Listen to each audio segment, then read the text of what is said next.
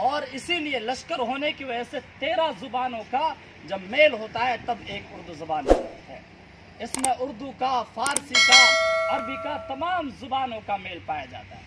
باہمی تعلق، باہمی ربط و ضبط کا یہ ایسا ذریعہ ہے کہ جب ہم آزادی کے دور کو دیکھتے ہیں تو جتنے بھی نعرے دیے گئے جو پورے کے پورے مجموعوں میں شعلے بھڑکا دیا کرتے تھے اور ان کو جوش و جذبات بھر دیا کرتے تھے، ہم دیکھتے ہیں ہندوستان زندہ باد، تم مجھے خون دو میں تمہیں آزادی دوں گا، انقلاب زندہ باد، یہ تمام تر نعرے جتنے بھی دیے گئے یہ اردو میں ہی شامل ہیں۔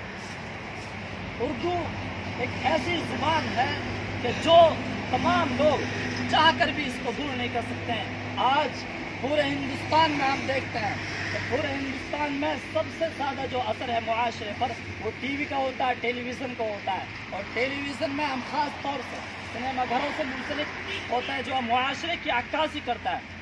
ان میں ہم جب دیکھتے ہیں جن نغموں پر لوگ اپنے کانوں میں شیرین داخل کرتے ہیں، رس گھولتے ہیں، یہ تمام نغمات اسی اردو زبان سے بنتے ہیں۔ جب ہم دیکھتے ہیں کہ اس وقت میں جس وقت کشور صاحب ایک طرف گا رہے ہوتے اور گنگنا ہو رہے تھے تو دوسری طرف رفیع صاحب ہیں، جب ہم دیکھتے ہیں کہ اسی زبان کو آج ہی کے دور میں جب جاوید اختر لکھتے ہیں تو دوسری طرف گلزار صاحب اسی کو لکھ رہے ہوتے ہیں۔ یہ تو تہذیب ایسی ہے اردو زبان کی کہ یہ ہندو مسلمان بھائی چارے کو بنا کر رکھتی ہے۔ گنگا جمنی تہذیب کی جو نشو و نما ہے، جو پلنا بڑھنا ہے، وہ دراصل اسی اردو زبان کی دین ہے۔ اس نے باہمی ربط و ضبط کو ایسا برقرار رکھا ہے جو دوسری زبان اس کو برقرار نہیں رکھ سکتی۔ جب ہم دیکھتے ہیں کہ ایک طرف جس وقت علامہ اقبال اس طرف لکھ رہے ہوتے ہیں، ادھر منشی پریم چند کے مکالمے ایسے ہیں جن کے بغیر تاریخ مرتب نہیں ہو سکتی۔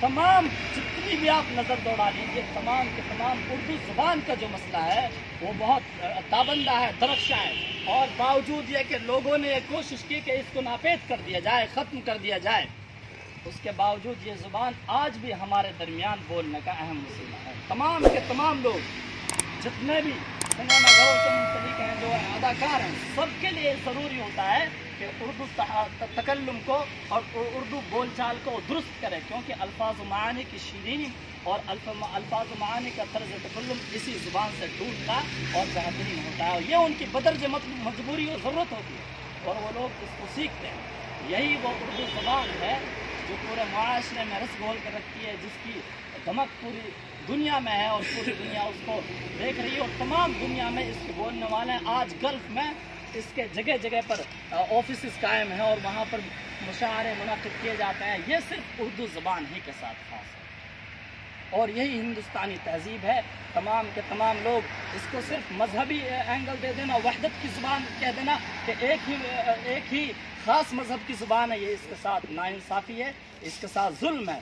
چونکہ ہم دیکھتے ہیں کہ بنگالی بنگالی سے پہچانا جاتا ہے، مراٹھی مراٹھی سے پہچانا جاتا ہے، لیکن اردو کسی کی نہیں ہے۔ اردو سب کی ہے، جتنے بھی لوگ ہندوستان میں بستے ہیں، بلکہ ہندوستان کے باہر بھی لوگ اس کو دلچسپی سے پڑھ رہے ہیں۔ یہ اس کی مختصر سی تاریخ ہے جو میں نے آپ لوگوں کے سامنے رکھی ہے۔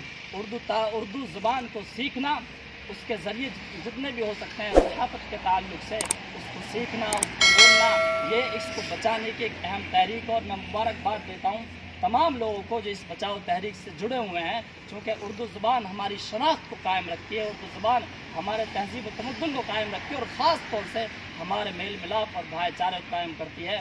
میں اسی کے ساتھ آپ لوگوں سے وداع چاہتا ہوں۔ وآخر دعوانا الحمدللہ۔ مفتی صاحب